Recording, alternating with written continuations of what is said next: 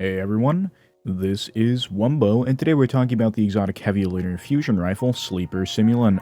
I wanted to talk about this weapon now before the buffs of all LFRs, so you can watch this video and compare damage numbers after the buff.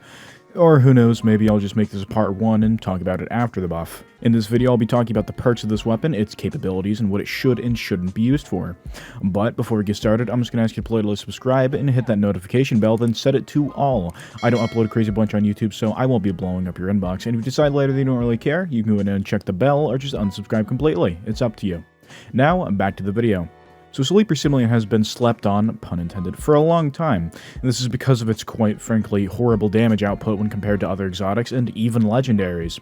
It would be expected that this would end up as one of the best exotics in the game, considering you're firing a single high beam of pure solar energy, but unfortunately that isn't true.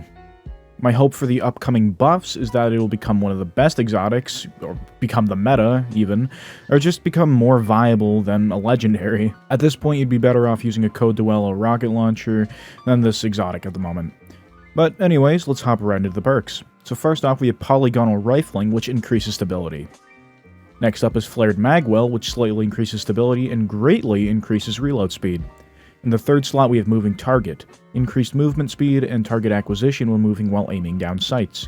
Then in the fourth slot, we have Composite Stock. This slightly increases stability and slightly increases handling speed.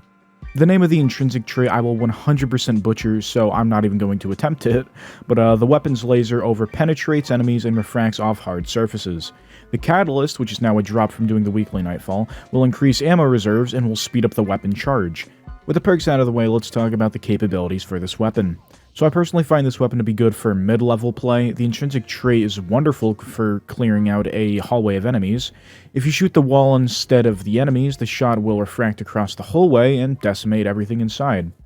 The only reason this isn't a top-tier weapon at the moment is because of how little the impact damage is on precision hits for bosses.